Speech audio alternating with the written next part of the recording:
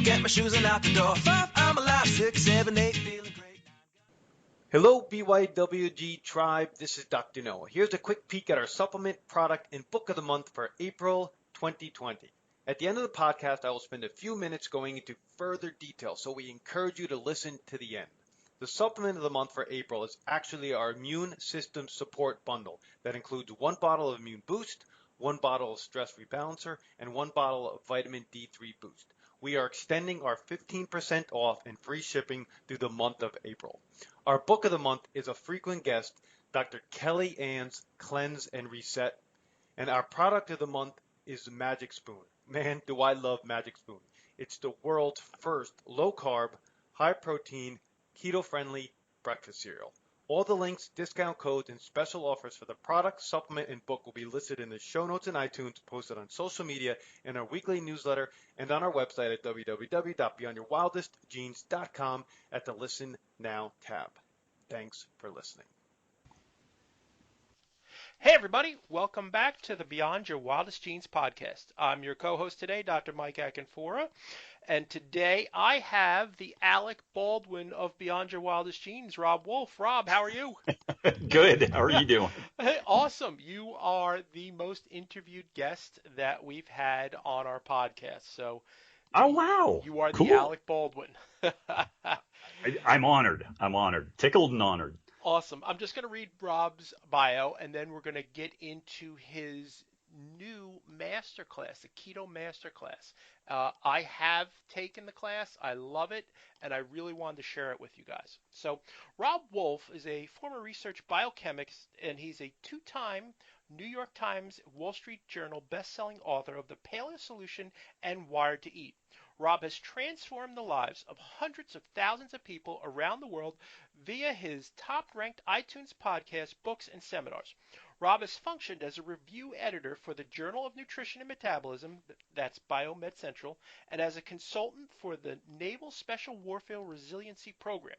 He serves on the board of directors/advisors for Specialty Health Incorporated, the Chickasaw Nation's Unconquered Life Initiative, and a number of innovative startups with a focus on health and sustainability.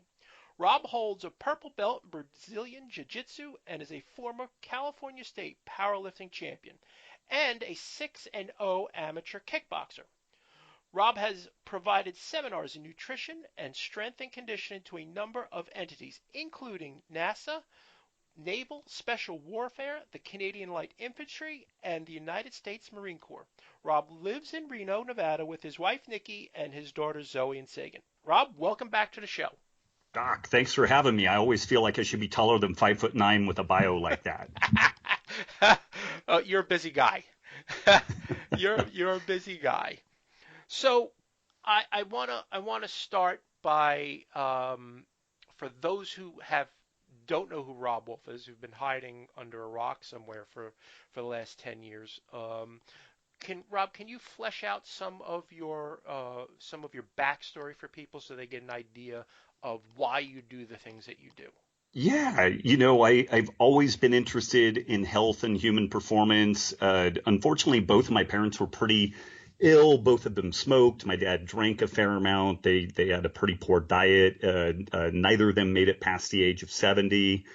In the last 25 years for both of them were honestly kind of a touch and go scenario with a pretty nasty downslide. Both of them developed type 2 diabetes. My dad had his toe, then his part of his foot, whole foot, and then below the knee amputation. My mom developed a number of autoimmune related conditions. And, the whole way along with this stuff, I had a sneaky suspicion that better diet and lifestyle would probably have helped both of them. And in tinkering with my own diet and lifestyle, I adopted what was, initially kind of a vegetarian diet and then ultimately a vegan diet, which I think can be helpful or beneficial for some people. But for me, it was a disaster. It turns out I have celiac disease. So gluten, is an absolute non-starter for me.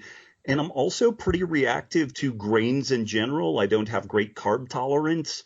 And, it was just a lot of tinkering and fiddling. I had ulcerative colitis so bad 20 years ago that the doctors that were taking care of me wanted to do a bowel resection, and I'm 46, so I was like 26, 27, and had dyslipidemia, depression, all kinds of problems. And it was kind of an act of desperation around this time when I really pinned down the fact that I had intolerance to grains and legumes in particular. It's kind of thinking, I'm like, man, what do you eat if you don't eat grains and legumes? And I also was reactive to dairy, although I wasn't really eating it then because of the vegan shtick. I was like, grains, legumes, and dairy. Okay, that's like agricultural food. What did people eat before agriculture? And keep in mind, this was 1998. So it was quite a while back. And there was this newfangled search engine called Google. And I went into the house and turned on the dial-up and waited for the dial-up to do its thing, and then put into this new search engine, Google, the term Paleolithic diet. And I found a little bit of information. There was a guy, Arthur Devaney, another guy, Lauren Cordain, who was doing some work in this area. But it was interesting, everything that they described with this shift from kind of hunter-gatherer living to more modern living. There's clearly been some enormous benefits, but there have also been some double-edged swords element to it. And some of the Western degenerative diseases that includes, atherosclerosis, cardiovascular disease, autoimmune diseases, seem to largely be absent from pre-Westernized populations, both horticulturalists and hunter-gatherers. And then we start seeing more and more of that stuff as people become more and more Westernized, and the food is a piece, the gut microbiome is a piece, the changes in sleep status and social connections, like all of that stuff plays together. And so it was 20 years ago in July that I first discovered this kind of ancestral health paleo diet type concept. And I literally almost Fight Club style ended up on Lauren Cordain's doorstep. He's kind of the godfather of this paleo diet concept. I drove out to Fort Collins and told him he needed a grad student, and he said he didn't have funding for a grad student. And I said, that doesn't really matter. I'm going to be your grad student, And so I did a research fellowship with him, and eventually kind of took a left turn out of academic track. Right around the year 2000, 2001, I found this new workout online called CrossFit, and it was pretty slick, and they seemed to share a lot of the nutrition and exercise values that I had kind of developed at that time.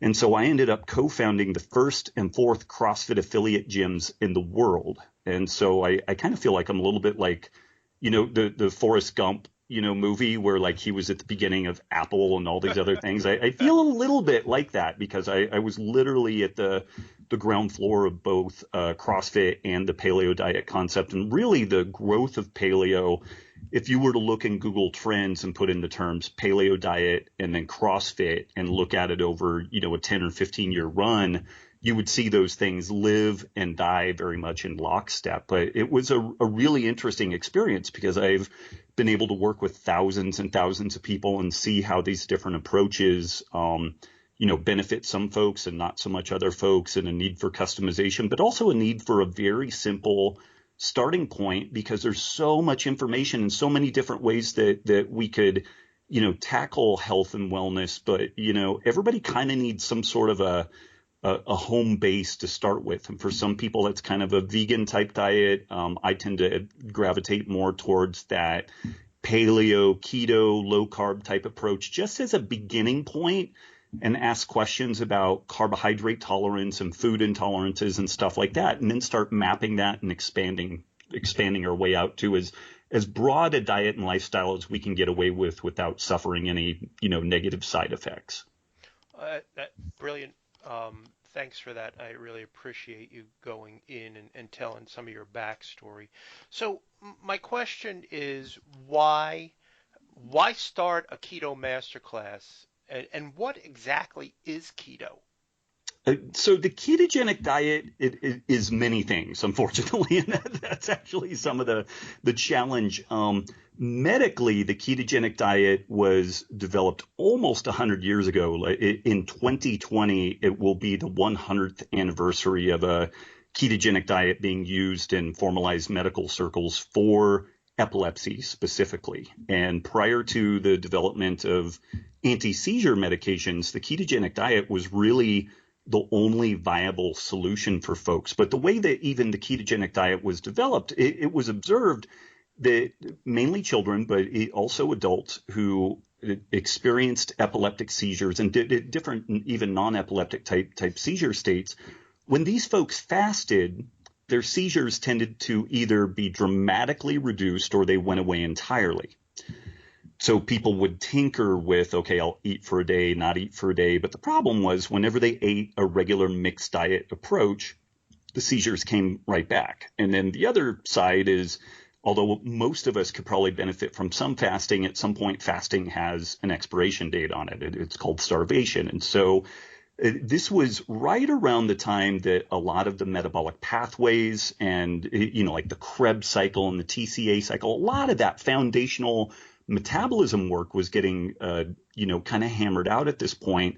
And it was fairly well understood that a low carb, moderate protein, high fat diet would produce these things called ketone bodies, which are kind of an alternate fuel substrate that can feed the brain in times of starvation or just during periods of pretty severe carbohydrate restriction and also a modest amount of protein restriction, or at least keeping protein within certain levels. And so a ketogenic diet is kind of interesting in that, it's basically defined by a measurable amount of blood ketones, mainly looking at beta hydroxybutyrate, but also acetoacetate as another kind of intermediate in this ketone body story. And again, most people will have this sense that the brain only runs off of glucose and that the body primarily runs off glucose. And that can be true.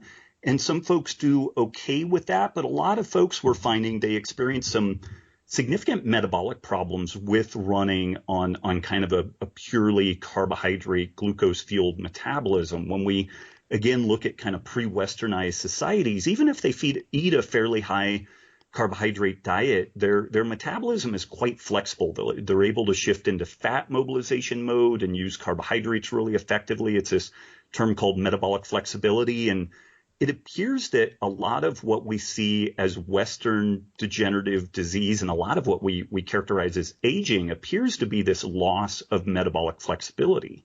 And people get kind of trapped in this cul-de-sac of only carbohydrate metabolism, and then we have a tendency to gravitate towards very palatable, highly refined carbohydrates, which tends to create a little bit of a merry-go-round. You have a dose of that, and then an hour or so goes by, and then you're hungry for that or something like it again, and it's kind of a downward spiral. And so the ketogenic diet, I know I'm all over the place here, but a ketogenic diet in medical circles is usually this about an 80% fat, 10% protein, 5 to 10% carbohydrate diet.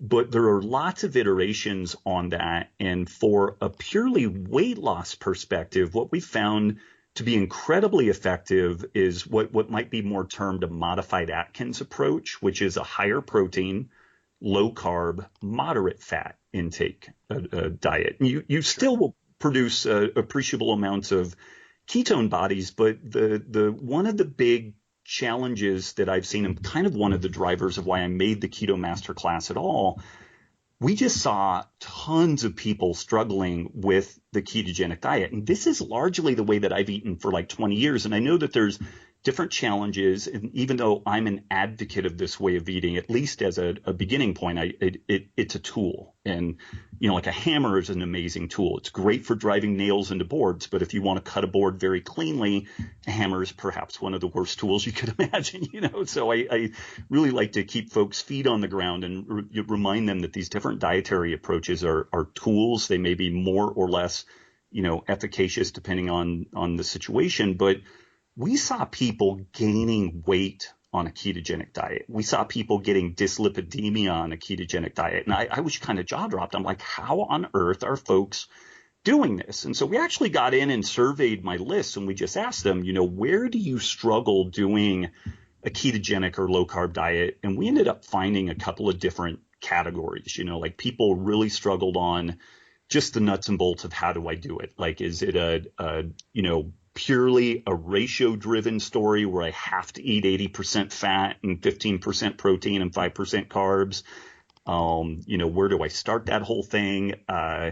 Another big challenging piece is the social element. Like a husband or a wife will start changing his or her diet, and then the significant other isn't really on board, or coworkers or extended family. Like, it's fascinating how you could eat a really terrible diet and your family and coworkers won't really do anything one way or the other, but then you start trying to eat better, and all of a sudden they're trying to take you down at the kneecaps. And so that was a big piece. And then Sure. folks being time crunched, and then also folks would experience some initial success on a ketogenic diet, and then they would hit what was called the dreaded plateau. And so we found kind of 4 big categories of where folks were failing. Then when we dug in deeper on what was going on with that, we found that people were chasing ketone levels. So people like to track their ketones, and it can be helpful in some ways. And it's kind of, an interesting process, but the things that folks would do to drive up ketone levels, because there's this sense out in the greater community that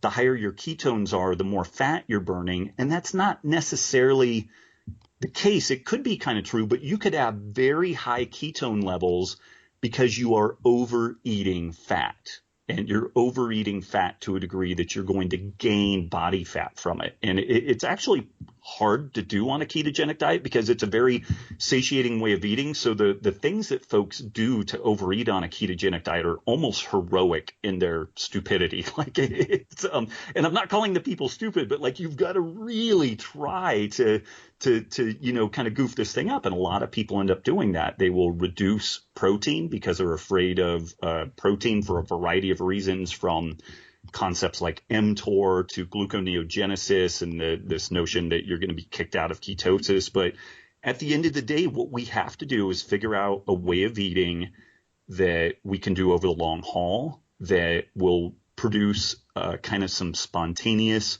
caloric reduction, that we just spontaneously, in general, eat a little bit less, and then we hit kind of a set point that we can live with over the long haul.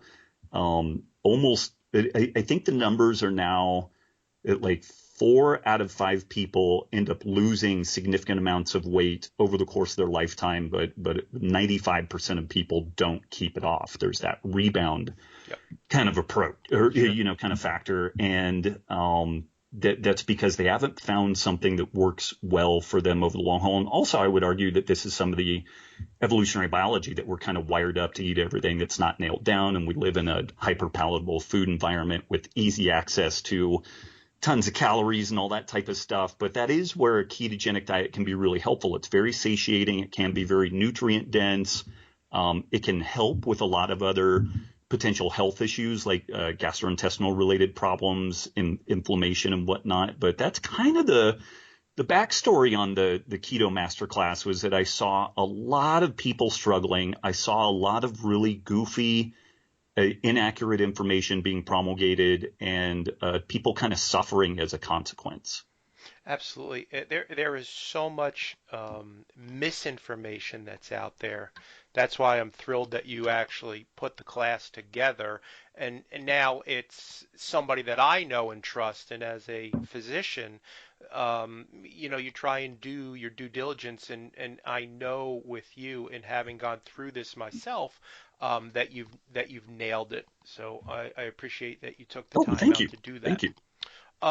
Let's talk about the foundation. Let's dial back and talk about the foundation as you wrote in the class. What are the 4 keto levers, and could you go through them? Yeah, and so protein is kind of a major factor, or protein or like total caloric load, our sleep, our exercise.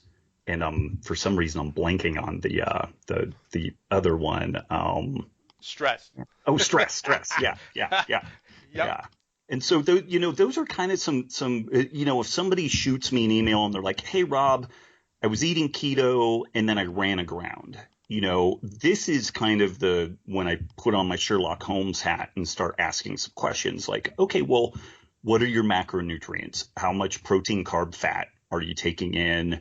What does your sleep look like? Are you a shift worker? Are you a new parent? What is your overall kind of macro level stress? And then, what's kind of your physical activity level? And based off of all of that stuff, we can usually get to a place where we're kind of like, okay, well, the macros look a little bit off. You might be low in protein, which is then causing you to have some afternoon snacking. Let's up the protein, really be careful about doing concentrated fat sources and, so we could tweak that. Or you've been addicted to Ozark and you're staying up till 1 a.m. serial binge watching, TV shows. Well, let's put on some blue blockers. Let's set a timer so that you're in bed no later than like 9:45, 10 p.m. And let's just do that for a week and see what happens with that. And so by kind of paying attention to those 4 kind of diet and lifestyle levers, it will help an individual stay on track. But also if they kind of run aground, then that's also where we look to kind of differentially diagnose what's going on. And this is true whether we're talking about just fat loss or if we're working with a client or a military person, individual that is trying to increase their performance. We will use the same kind of matrix to dig in and look at what they have going on. Brilliant. Do you think this is for everybody? Like, can everybody do keto? I think most everybody can do keto. There are some caveats there. Pregnant or breastfeeding women, it's completely safe to do it. There's lots of data on it being done under those conditions.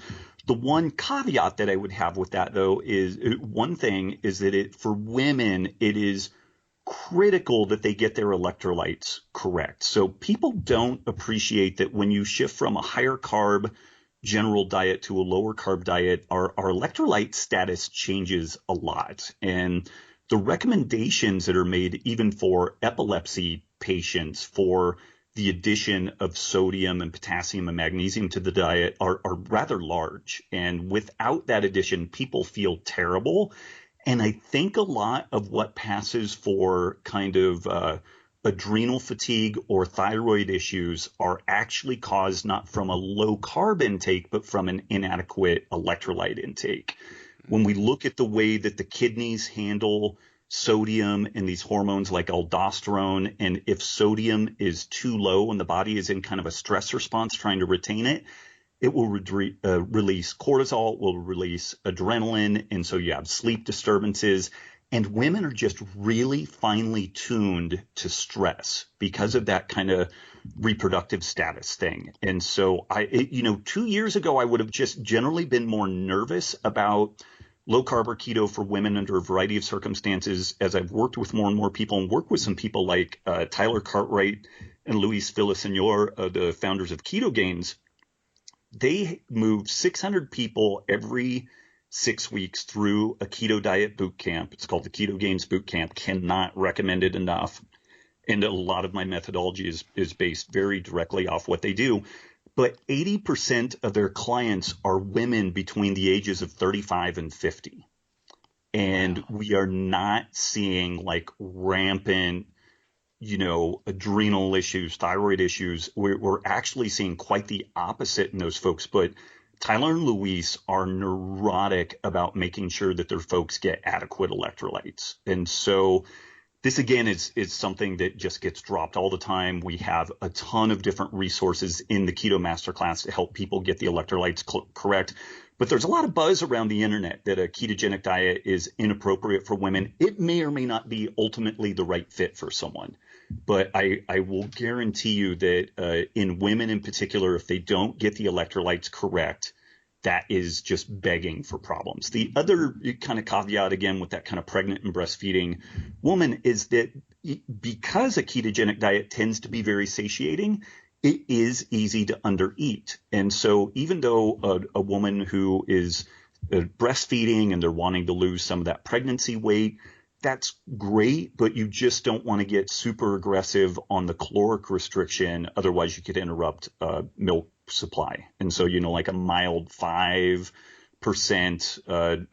daily caloric restriction. And again, we provide resources in the Keto Masterclass for people to figure that out. But those are some of the biggies. I I have a particular a gene polymorphism, a FOXO modification that, interestingly, on the front end of this story, the types of fats that I consume really dramatically alter my cholesterol and lipoprotein levels. And so if I eat a lot of saturated fat, particularly from like dairy products like butter and cream and stuff like that, my total cholesterol, my LDL my LDL particle count will absolutely go through the roof. It'll go from like 1,100 to 2,200 rather quickly with regards to lipoproteins. Yep. And then if I pull out that dairy, pull out the more saturated fat sources, and do more monounsaturated fats like olives, olive oils, nuts, that cholesterol and lipoprotein absolutely plummets. So on the front end of this whole thing, I've got a little bit of a janky setup in that FOXO mutation can take a ketogenic diet and potentially get my lipoproteins and cholesterol into numbers that may not be good. It's a different story under a low carb environment. We don't know for sure that that level of cholesterol and lipoproteins is still atherogenic the way it is with the standard mixed diet. But, we don't have great information on that. But I do know that by simply modifying the types of fats that I eat, then I end up pulling that down. But then a bunch of other genes that I have, I'm very well situated as a fat burner. I just kind of need to pick the right types of fat. And so for people tinkering with the ketogenic diet, if they see total cholesterol, LDL cholesterol, and lipoproteins really go through the roof, the two things to look at are to change the types of fats that you're consuming, so shifting away from saturated fat sources. So maybe you do more lean beef sources and then supplement the additional fat with olive oil, olives, nuts, things like that. Or most folks, if they just titrate their carbs up to about 75 to 120 grams of carbs a day, which is typically much, much lower than what they were eating before, but it's like magic. It just drops that cholesterol and lipoprotein count. And it's funny, as keto has become popular, it's basically become this thing where you're either ketotic or you're eating, or it's put forward that you're eating 1,000 grams of carbs a day. And there's this, people have turned this into such religious doctrine that they've missed the fact that there's this whole huge spectrum of carbohydrate amounts and varieties that could be consumed that are perfectly healthful and maybe the better option. It may offer more latitude in the diet. And so that's an interesting thing within the Keto Masterclass too, is that it provides a triage process. And I would say maybe 20% of the people that go through the masterclass, when they go through the triage process, the recommendations are actually, hey, instead of keto specifically, why don't you try this modest carb intake? We use all the same methodology, but we just have you set it like 75 to 100 grams of carbs a day. And again, that might be for some specific genes that we see some kind of wacky changes in their cholesterol or lipoprotein levels. Yeah, it's funny because we just did a lecture this week. Noah and I did a lecture in office, and we had a patient who went through keto, and his cholesterol was sky high, and that's exactly what we told him. Like, dial down. He was full on cream, full on like just heavy saturated fats, and we told him, number one is let's see how you look, feel, and function. We stole that from some smart guy that we know. But it really, and he says he's never felt better. So we're dialing in on these things, and I can tell you for myself, I love cream, but when I give those things up and shift off of them, I function at such a high level, it's almost like a miracle to me. Yeah, and this is one of the ironic things is even these folks who have elevated cholesterol and lipoprotein number, they oftentimes will report that they feel amazing. Mm-hmm. And so, and again, this is where the data is very early and very preliminary, but a number of these folks have gone through like carotid intimal media thickness scans and calcium scores, and even some of the 3D CAT scans where they fly through the coronary arteries of the heart, and they look clean as a whistle. but yet they've got a blood lipid profile that any credible lipidologist would just like start throwing statin laced darts at the person, Yes. just from a standard of care deal. However you feel about statins, like they're, you know, but it's super preliminary. I have a whole, I think it's 45-page document in the Keto Masterclass on keto and cholesterol. Mm-hmm. And it's unfortunate in a way in that I can't give folks a really concrete answer. Like, I think it makes sense to do the modifications like you recommended to your patient. If the cholesterol and lipoprotein numbers go sky high, let's dial down the saturated fat sources and see what happens there. Right. Let's maybe try introducing some fermentable carbohydrate sources like inulin and stuff like that to get some prebiotic fiber in the gut, and maybe we get some activity that's happening on the gut level. But if lipoproteins are still high and then we reintroduce some carbohydrate, but the person feels really bad from the carbohydrate, that's a tough position to be in. Like in a situation like that, where we have what would arguably be a really atherogenic blood profile, but the person's feeling good, I could probably make a case for like a yearly or every 2-year CIMT scan or this 3D imaging or something like that to just kind of stay on top of it, because we have virtually no data. It's all anecdotal, and it's I'm as bullish and excited about ketogenic and low carb diets as anybody could be, but when we see every blood marker improve except cholesterol and lipoprotein, it does leave me wondering. It's kind of like, is this a net win? Like their insulin is better, their inflammation is better, their white blood cell count looks better, but we've got this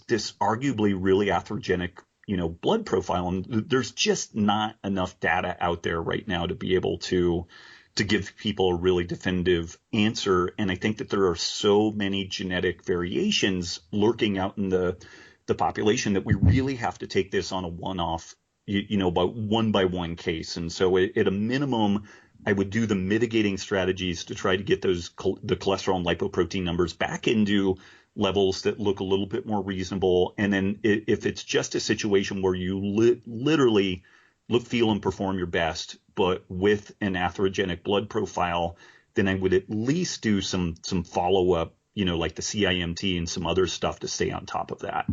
Yeah, and that is exactly what our recommendation was. And let's find out what these polymorphisms are, and let's take it from there, dial the saturated fat down, and get it retested in 3 months and see where you are. I mean, Exactly. and the dude was shredded. Like, Right. He was never felt any mid-30s, never felt better in his life, and he comes back with, and like you said, the medical doctor's in the right church. He's just in the wrong pew. Right. He has the patient's best interest at heart, and so it's this information that's out there, and I think this will all play out over time.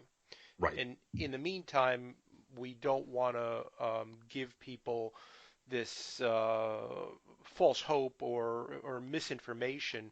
But with the data that's out there right now, we can say that this is perfect for them, and just really tinker with it. Right. Yeah. And this is something to maybe throw out there to your listeners. There are folks, smart folks, credible folks in the kind of keto low carb community that they will say, so long as insulin levels are low, you have no cardiovascular disease risk, regardless of your lipoprotein and cholesterol count. And I can't agree with that. There might be some truth to it. There might be some truth in some people and not in other people. I sit on the board of directors of a clinic that does lipidology, and I'm not a board certified in lipidology, but I'm not a hack at it either. Mm-hmm. And I think that is very brazen and unreasonable to give folks to just say, hey, if insulin's low, all is good. Like I can't sign off on that. Maybe those folks will end up being right. I hope they are right, but because it would provide a lot more safety net for a lot of folks out there. But it is something that, again, this was part of the reason why we did the Keto Masterclass, because these are some of the things that pop up. If you do a Google search, put in ketogenic diet, in less than a second, you get over 1 million search responses. If you put ketogenic diet into YouTube, which is the second largest search engine in the world, you get 500,000 responses in less than a second. And so there is a massive amount of information. And again, I'm not saying that I have this all figured out, but I've done a lot of this ranging from, athletic performance perspective. Like when I worked with the Naval Special Warfare and did the work with the SEALs and the SEAL teams, these are the people that are getting DARPA funding to look at exogenous ketones and ketogenic diets for our war fighters under various extreme circumstances, like oxygen rebreathers for diving and also high altitude, deployment scenarios. There seems to be some benefit for a keto fueled approach to that. So I feel like I've got a pretty good breadth and depth on this, from like elite athletic performance to also, again, being on the board of directors of a lipidology clinic. And I'm not completely cocksure that just having low insulin levels is enough to preclude the atherogenic process, like if you've got a super high cholesterol and lipoprotein count. Absolutely. Talk to us just a little bit about what actually are keto foods. Just hit that a little bit.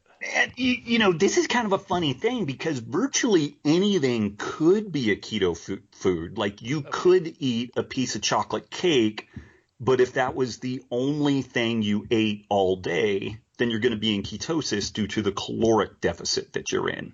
And so generally lower carb foods are, quote, keto, but it's really a story of you've either got to introduce a calorie deficit.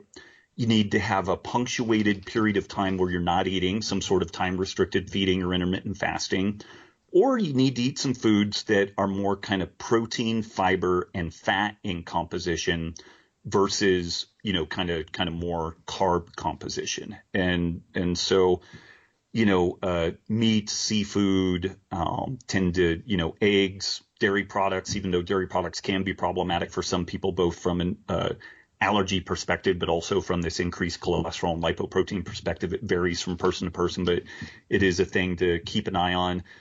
By exclusion, things like potatoes, sweet potatoes, most fruits, they can be kind of problematic due to the kind of density of the carbohydrate. But most people that are kind of keto fueled, they find that, they'll put in a quarter cup of blueberries, quarter cup of raspberries. They'll have a little slice of mango.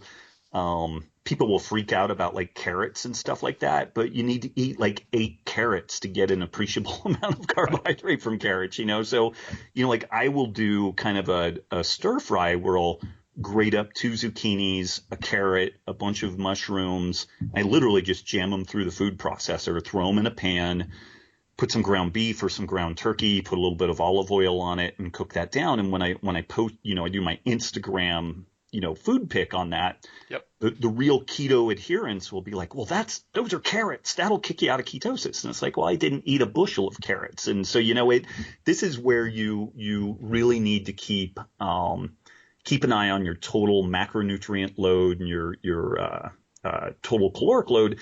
And this is also kind of a point that if we were to just put on our paleo diet, lens, if you want to eat more low glycemic load fruits and vegetables, and then you just kind of dial the fat down a little bit, dial the amount of those low glycemic load fruits and vegetables up, and you will probably be kind of cyclically ketotic. You'll go in and out of ketosis when you fast, when you exercise. And this is actually kind of right where I hang on the edge of. I do some Brazilian jiu-jitsu and do some other physical activities. And so I tend to eat a little bit more protein, a little bit more carbs, probably like 50 to 75 grams of carbs a day. And I'm generally in ketosis, but I'm not chasing ketosis for ketosis sake. Like I'm really looking at how do I look? How do I feel? How do I perform? What do my biomarkers look like? And for me, everything is kind of optimized at that a bit higher protein intake, at a carbohydrate level. Like I actively try to eat my way out of ketosis by eating vegetables. Mm-hmm. And so that's one of these things too that's maybe a little wacky. So long as you don't have GI reactions to vegetables, I don't know if you're really helping yourself out by saying, well, I'm just not going to eat another piece of kale because it's going to be too many carbs. I think that's maybe a little bit problematic. For some people, that is the appropriate thing to do. I've noticed that with my vegetable intake, I really need to cook most of them. Otherwise, it pretty much comes out the way it went in. So I do need to make some soups, stews, curries, stuff like that with the vegetables for the most part. But I've also found that I just kind of feel better with that higher vegetable intake. Some people do really well with very low veggie intake, like the carnivore diet is very popular right now. And it seems like people who have really severe gut problems and autoimmune disease seem to be the folks that are thriving on that. So here again, we have a subgroup of people that for these folks, the vegetable intake may not be as big a deal. But for most of those people eating a carnivore diet, they're not super – they eat a high-fat diet, but what they've found is that they eat a protein level that doesn't really allow them to be in a super deep state of ketosis because they – again, tend to look, feel, and perform better by doing that. Absolutely. Rob, I'm really cognizant of your time. You have time for one more question? Absolutely, yeah. Awesome.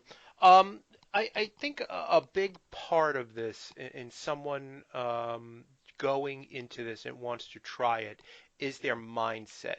Just talk to us a little bit about what you see the mindset needs to be going into this. Oh man, it's huge. And there were just recently there were two big kind of nutrition debates that were on the Joe Rogan show. One was between Chris Kresser and a vegan doc named Dr. Joel Kahn, and that was a whole interesting thing. But then there was another one between Dr. Dominic D'Agostino and Dr. Lane Norton. Dom is a ketogenic diet researcher. Lane Norton is kind of one of these flexible diet advocates, very, very critical of the paleo diet concept and whatnot. But I like the guy a lot. He's a great thinker. And he made an interesting observation, which was that when people approach a dietary practice, they lose some weight. And then when they regain weight, the tendency is to gain more than what they lost. And he had some really fascinating statistics, which was that each cycle of that process, the person tends to lose weight more difficultly, the second, the third, the fourth iteration, and they gain it back even faster and easier and better. And it honestly, it kind of pickled my giblets a little bit in that I'm like, man, we need to be really careful in how we recommend people approach this stuff. Sure. Now at the same time, we have epidemic rates of type 2 diabetes and diabetes and everything, we're facing an implosion of our healthcare system due to this stuff. So we really do need to encourage folks to do something, but that something does need to be long-term, more sustainable than not. And so, some people would do well with kind of a Paleo-esque type approach where they can eat fruit, not really limit their fruit intake. They eat lots of lean proteins. They're more sweet potatoes and potatoes. Like they do well with stuff. Other folks will do better with a kind of a ketogenic or low carb approach. Some people will do better with a plant-based approach, but you really need to sit down and ask yourself, like, what of these things could I do more often than not? Because the one thing that we can't do is live in that middle ground of the snack aisle of the supermarket. Like my mom died a couple of years ago, but I've been digging through a bunch of her old books, and she had this Betty Crocker cookbook that was interesting because it was not just recipes, but it was also kind of like life wisdom. And it was so interesting because one of the questions that was submitted in this book was printed in probably like 1950 or something like that. But the question was, hey, it was almost like a Dear Ann, type thing, Ask Ann Landers or whatever. But is it okay for me to feed my family more than one dessert a week? And the response was, no, that's kind of gauche. And I think that this was coming right after World War II, and there was food rationing and all this type of stuff. But it was basically this thing of like Sunday is family day and a lot, particularly at that point where people went to church and they had more community activity and everything. But on that day where you come together with your family and you spend this time together, that's when you have a dessert. And then the rest of the week, it's kind of, a starch, a protein, a vegetable, and rinse, lather, repeat. And it was really interesting because, the sentiment at that point was, no, one dessert a week is good. And when you look at what our rates of obesity and diabetes and all that stuff were at that point, it's just like a different planet, a different world. And so, we are not well suited for that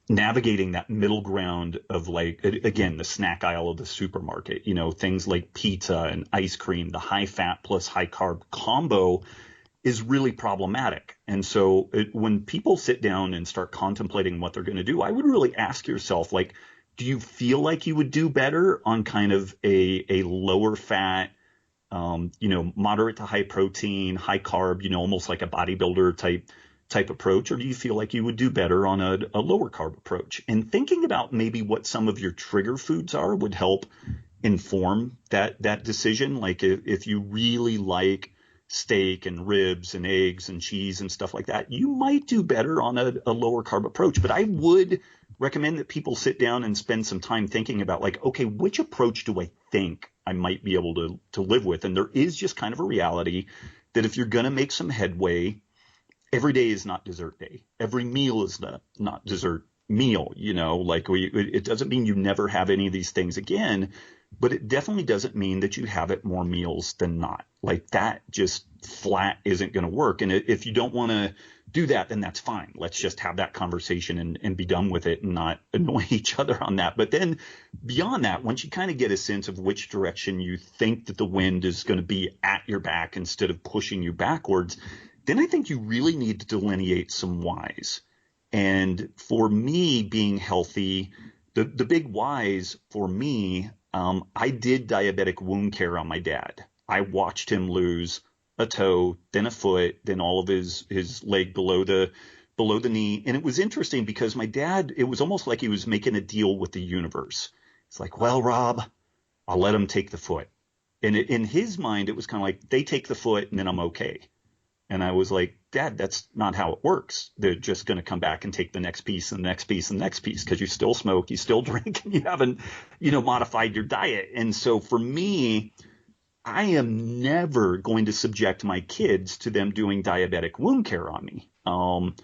I am absolutely not going to do that. And so for I want to be effective as a parent and a good spouse. And also I really enjoy my work. I like helping people. So I want to be in this fight as long as I can. So my why for health is to take care of my family and to just kind of live as good a life as I can. And, I'll have a little dessert or treaty thing here and there, but it's really not a big deal. And I just kind of derive a lot of satisfaction from just feeling good day to day.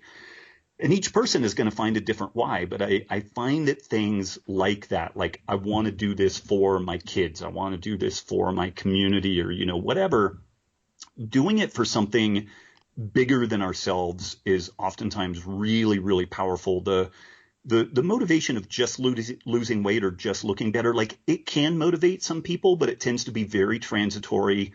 And the very first time that we face an adversity, we tend to just bail on it because it's not really that big of a motivator. But, people will move, heaven and earth to do things for their children, to do things for their greater community, to do things for like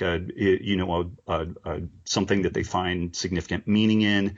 And so you really have to find your why, like find what approach you think is going to work. And if it's not the, kind of a keto low carb approach, there's other ways of doing it, but figure out what you think is going to work well for you and then find a why and like stencil that why everywhere and remind yourself of it. And that will provide the kind of long-term motivation and the mindset that is critical to being successful over that long haul. And hopefully we avoid that rebound activity because it's clear that yo-yo dieting and the rebounding is incredibly damaging, and we want to get it right. my why, as most of my listeners know, I was 300 pounds, and my why was I wanted to be able to coach the kids in sports because I got such Mm, great joy in sports, and sports taught me a lot about how life works. As you said, being involved in something greater than oneself. And I looked at myself in the mirror, and mind you, my my wife is a classically trained pastry chef. So it holy was, smokes. Wow. yeah, and there was a time when, when we first got married, she had a bakery, and we would literally take an entire cheesecake home on a Sunday because it was going to go to waste, and you just couldn't let this go to waste, Rob. Doc, the next cheesecake that's going to go to waste, let me jump on it. I'll act like it's a grenade and I'll throw myself on it. Cheesecake is one of my kryptonites. Oh, and it was when we had Emma and Jack, there was a realization like, wow, I was eating like I was still an athlete, except I stopped working out. Right. And then there Right. was a recognition like, okay, I've got to pull myself together. I'm a doctor, and I'm telling people, you're really going to lose weight, and they're probably laughing. Right. But the reality is that I did this so that I could be an active participant in my kids' lives. And we're going on, oh God, 15 years later, and I weigh less than I did when I was in high school. Oh, wow. That's So incredible. yeah, Wow. it really it makes a difference. And as we've said during this entire thing, tinkering all the time with different things to see what fits me best, Right. and not taking this dogmatic approach of, oh, I'm just paleo, I'm just keto, I'm just, gluten free. All these things, there are certain times in our lives where certain things are going to work better. Exactly. Yeah. So Yeah. I really appreciate you taking the time today, Rob, and I appreciate the time that it took to put this Keto Masterclass together. So I want to thank you for coming on the show once again. Do you have any last words? No, just powerfully encourage people to get in and tinker and again, even though I'm a huge advocate of paleo, low carb, keto eating, maybe that's the right approach for you. Maybe it's not, but just be open to doing something new and tinkering and fiddling. And my greasy used car salesman pitch is try this stuff for 30 days and then just assess it for efficacy. Maybe it works great that you absolutely hate your life. That's okay. We can rejigger things from there, but just that reticence to do anything new and to let go of what you have to try something new, that's a tough place to be. So I would just encourage people to tinker and also remain open-minded. And please, if you're one of these people that gets an amazing result with keto, paleo, or what have you, don't become a zealot. Be a gentle advocate of the whole thing. Like I've been there. I get it. Like you've had a life transforming event, but man, nothing off puts people more than that zealotry. And also it can blind you to shortcomings in your methodology. Like 15 years ago, I thought I had this all figured out and nobody should eat carbs. Everybody did great. And I was suffering from some massive selection bias, like people who would benefit from my approach. That message kind of went through both the internet and our physical, brick and mortar location of running a gym. And so everybody that I ran across for ages did really well with my methodology. And then I started working with more military and more athletes. And my usual approach wasn't working in those folks. And instead of being open-minded and saying, well, maybe I need to modify things, I broke some people trying to force one methodology into people for whom it really wasn't appropriate. And had I maintained a little bit more open-mindedness and looked at this more as a tool than kind of religious doctrine, I would have been much more effective as a coach, and I would have shaved 15 years off of my developmental process. So I'd get in and tinker, but also keep your feet on the ground. Remember, these are all tools, and all tools can be effective, and all tools can be a disaster. Absolutely. Hey, Rob, thanks again. Hey, folks, if you like what you heard, please leave us a review on iTunes. It is greatly appreciated. It helps us help others, um, and we really appreciate that. The Everything will be in the show notes. The links to the masterclass will be there, and we'll have links to Rob's website and his podcast as well. Awesome, Doc. Thank you. You got it, Rob. Everybody, have a great day. Ciao. Hey, it's Dr. Noah and I'm back. I suspect you loved listening to this week's podcast release. Our book of the month is Dr. Kellyanne's Cleanse and Reset. Detoxify, nourish, and restore your body for sustained weight loss in just 5 days. Dr. Kellyanne Petrucci has been a longtime friend of Beyond Your Wildest Dreams. Check out our newest book. The link to purchase will be in all our emails, social media, and the show notes. Our product of the month is Magic Spoon. In my interweb travels, I noticed a company called Magic Spoon, marketed as the world's first low-carb, high-protein, keto-friendly breakfast cereal, so I decided to try it. I bought the variety pack with flavors blueberry, cocoa, frosted, and fruity. They come in Adventure Time looking like boxes, and we tried them, and I have to tell you, they are awesome. Absolutely delicious, and the cereal never gets soggy. My kids love it too. Definitely a repeat purchase for me. I know you all are looking for a better option than Frosted Flakes, and this could be one for sure. For those of you who are curious, a serving of Magic Spoon has 12 grams of protein and only 3 net carbs, while Frosted Flakes has 2 grams of protein and 20 grams of net carbs. It is sweetened by a unique blend of allulose, monk fruit, and stevia, and they just released mini boxes, great for travel. To support our patient's immune system, we bundled together 3 of our top sellers that are chock full of research-based immune-boosting nutraceuticals and botanicals. The Immune System Support Bundle includes 1 bottle of Immune Boost, 1 bottle of Stress Rebalancer, and 1 bottle of Vitamin D3 Boost. The normal price for these 3 supplements in total is $155. For the month of April, we are extending our 15% off and free shipping, making the total cost $131.75. You can pick this up in the office or if you're local, or we can send and ship it to you. This includes vitamin D3, maitake, echinacea, glutathione, vitamin A, adaptogens, minerals, and so much more to supercharge your immune system. Recently, we've done a multitude of live streams on this product, and the first podcast of the month for April will be solely dedicated to this bundle, so stay tuned. If you have any questions or comments, please never hesitate to reach out to us. Thank you, and be awesome and never unawesome.